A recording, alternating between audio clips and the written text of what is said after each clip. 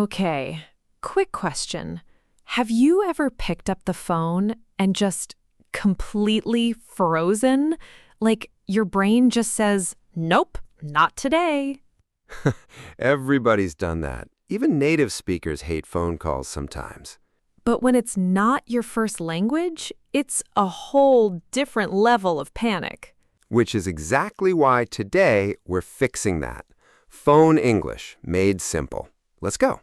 Welcome back to Talk EMA, everyone. Yes, welcome back. I'm Jack. And I'm Emma.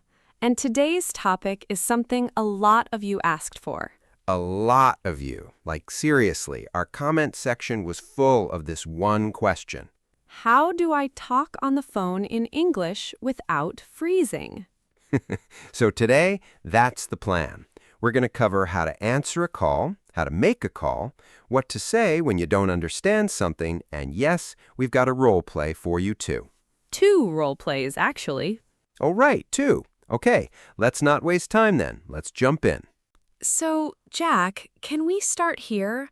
Why does talking on the phone feel so much harder than talking in person? Great question. Honestly, there's a simple reason. When you talk face-to-face, you have extra help. Extra help? Like what? Like the other person's face, their hands, their expressions. If they look confused, you know to explain again. On the phone, you lose all of that. Right, it's just voice, no body language at all. Exactly. It's just voice, and usually background noise too, so your brain has to work harder to understand. That actually makes me feel better, honestly. I thought it was just me. No, it's everyone. Even English teachers get nervous on international calls sometimes. Wait, really? You get nervous? Sometimes, yeah. If the line is bad or the person talks really fast, anyone can lose the thread for a second. Okay, good. I don't feel so bad now. You shouldn't. The goal today isn't to make you sound perfect. It's to give you simple phrases so you're never stuck with nothing to say. I like that. Okay, so where do we start? Let's start right at the beginning, answering the phone. Segment 2. Answering the phone the right way. Okay, so someone calls you. What do you actually say? Because I feel like just hello sounds a little plain. Hello is fine, actually. It's simple and it works. But there are a few other common ways, too. Give me some options. Sure. In casual, everyday English, people often say, hello? Hi, this is Emma. Or just Emma speaking. Emma speaking. That sounds kind of professional. It can be, yeah. That one's common at work or when you don't know who's calling. What if it's a work call, like an office? Then you'll often hear something like, "Good morning. This is Jack from ABC Company. How can I help you?" Oh, that's a full sentence. Do I really need to say all that? Not always. Depends on the situation. But it's good to know the pattern. Greeting, your name, sometimes your company, then a question. Okay. And what if I don't know the person calling, like an unknown number? Then simple is best. Hello, with a question tone, is completely normal. Question tone. You mean like your voice goes up at the end? Exactly. Hello? Because you're really asking, who is this? Got it. Okay. What about when I'm the one calling someone else? Because that feels even scarier to me. Fair. Let's do that next. Segment 3. Making a call. Starting the conversation. So when you call someone, the first few seconds matter a lot. You want to say who you are quickly so the other person isn't confused. Right, because if I just start talking, they're like, wait, who is this? Exactly. So a simple, natural opening is, hi, this is Emma.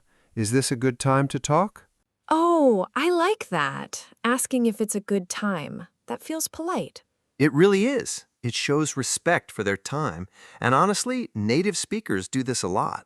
What if I'm calling a business, like a restaurant or a clinic? Then you might say something like, "Hi, I'm calling to book a table for tonight." Or, hi, I'd like to make an appointment, please. I'd like to. That sounds more formal than I want to. Good catch. I'd like to is softer and more polite. I want to isn't wrong, but on the phone with a stranger, I'd like to sounds nicer. Okay, noted.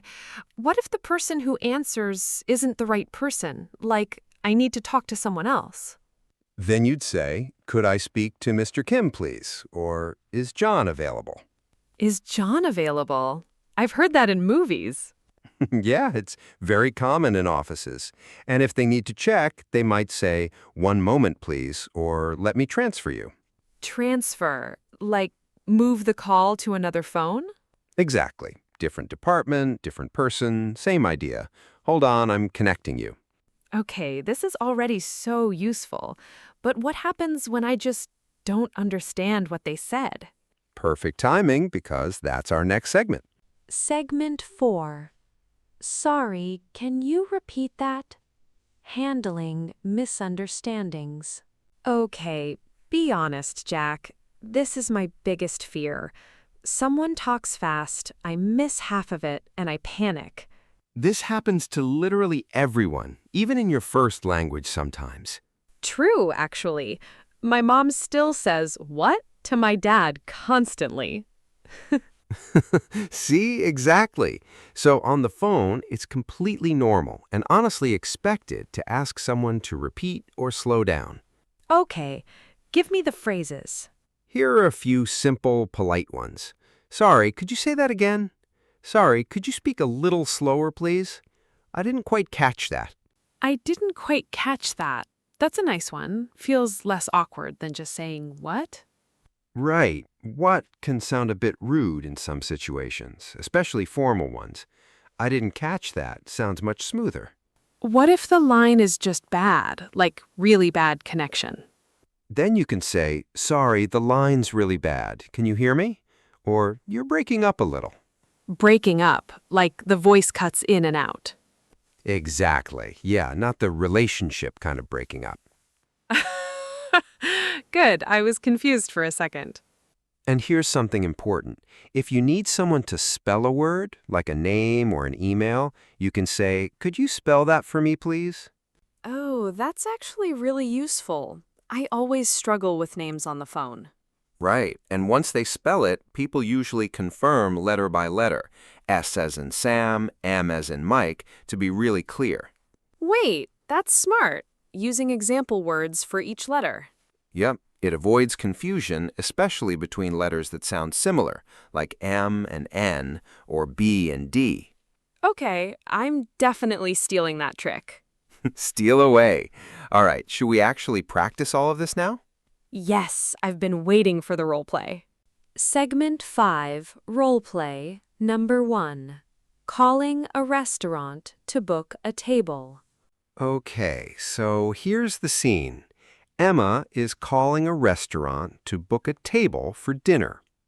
I'll be the restaurant staff. Got it. Ready? Let's go. Phone ringing sound imagined. Good evening, Riverside Restaurant. How can I help you? Hi, I'd like to book a table for tonight, please. Sure. How many people will be joining? It's for 4 people, around 7:30. Let me check. Yes, we have a table available at 7:30. Can I get your name, please? Sorry, could you say that again? The line's a bit bad. No problem. Can I get your name, please? Oh, sure, it's Emma. E-M-M-A. Great. Emma. Table for 4 at 7:30. Anything else? No, that's all. Thank you so much. You're welcome. See you tonight. Okay, that actually felt really natural. See? You didn't freeze at all. Because I had the phrases ready. Okay, let's break that down for everyone. Perfect idea. Let's step out of the role play and go through the key phrases. So first, I'd like to book a table for tonight, please. Nice and polite.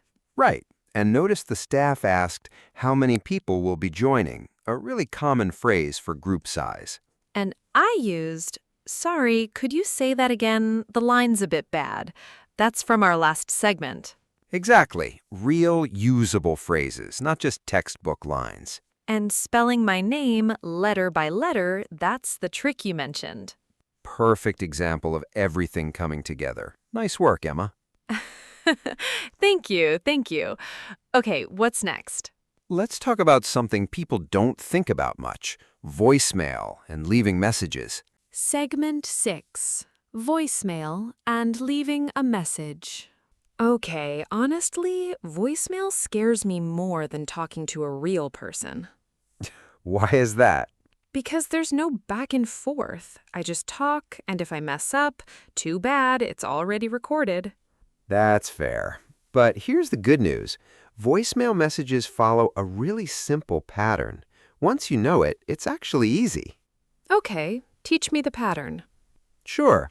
Usually it goes your name, why you're calling, and how they can reach you back. Can you give an example? Of course. Something like, "Hi, this is Emma calling for Mr. Kim. I'm calling about tomorrow's meeting. Could you please call me back at 555-1234? Thank you." Oh, that's not too long, actually. Right. Short and clear is always better than long and confusing. What if I just want to leave a really quick message, like for a friend?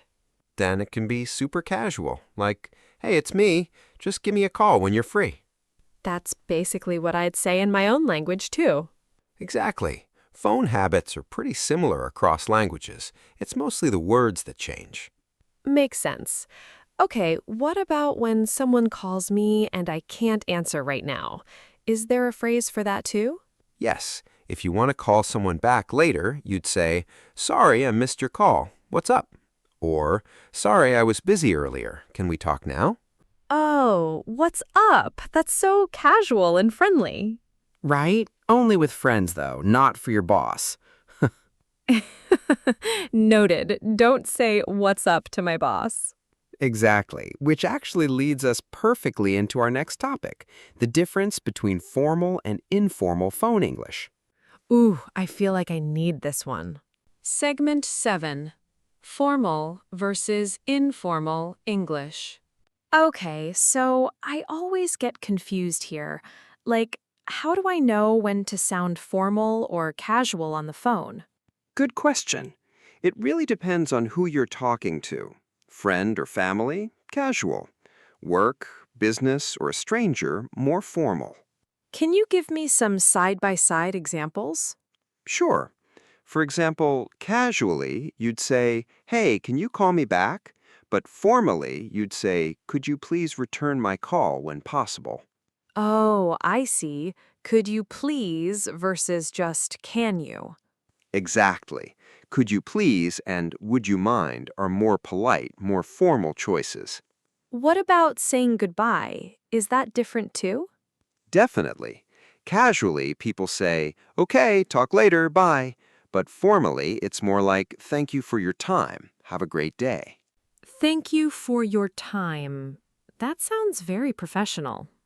It is, and it's a really safe phrase to end almost any formal call. Okay, here's a listener question I think a lot of people would ask. What if I'm not sure if the situation is formal or casual? Like, I'm not 100% sure. Great question. Honestly, when you're not sure, it's always safer to go slightly more formal. People rarely get upset if you're too polite. That makes sense. Better safe than rude, right? Exactly. Nobody's ever offended by please and thank you. Fair point. Okay, I think it's time for role play number 2. Yes, and this time, let's do something a little trickier. A wrong number and a small misunderstanding. Segment 8. Role Play 2. Wrong number and small talk. All right, this time I'll call Emma, but I've actually got the wrong number. Oh no, poor Emma. Okay, ready? Hi, is this Sarah? Sorry, I think you have the wrong number. This is Emma. Oh, I'm so sorry. I must have dialed wrong. No worries, it happens all the time. Sorry again. Have a good day. You too, bye. Nice and short, but super useful. That happens so often in real life, honestly. Exactly. So let's break it down. What phrase did you use first? Sorry, I think you have the wrong number. Simple and clear. Perfect phrase. Very natural. And then? No worries, it happens all the time. To make them feel less embarrassed. Right. That's a nice, friendly touch. English speakers often add something kind like that, even in a short call. I like that. It keeps things warm, even in a tiny 30-second conversation. Exactly. Small politeness goes a long way, even on the phone. Okay, should we start wrapping up soon? I feel like we've covered so much today. We really have. Let's do a quick recap so everyone can remember the key stuff. Okay, let's recap everything simply. Emma, want to start us off? Sure. Number 1, when answering the phone, simple works. Hello? Or this is Emma speaking. Number 2, when making a call, introduce yourself first. Hi, this is Emma. Is this a good time to talk? Number 3, if you don't understand something, it's totally okay to ask. Sorry, could you say that again? Or I didn't quite catch that. Number 4, for names or emails, ask them to spell it. Could you spell that for me, please? Number 5, voicemail follows a pattern. Your name, your reason for calling, and your number. And number 6, match your language to the situation. Casual with friends, more polite and formal at work or with strangers. Honestly, if you just remember these 6 things, you're already ahead of most learners. Totally agree.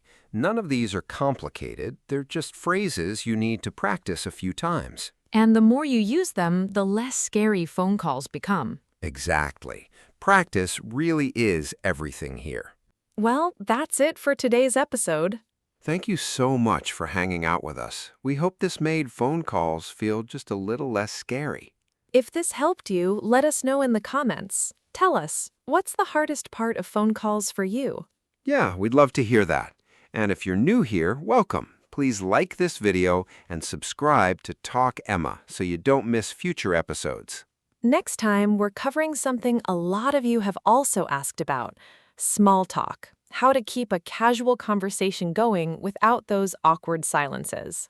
That one's going to be fun. Until then, Keep practicing, keep talking. and we'll see you in the next episode.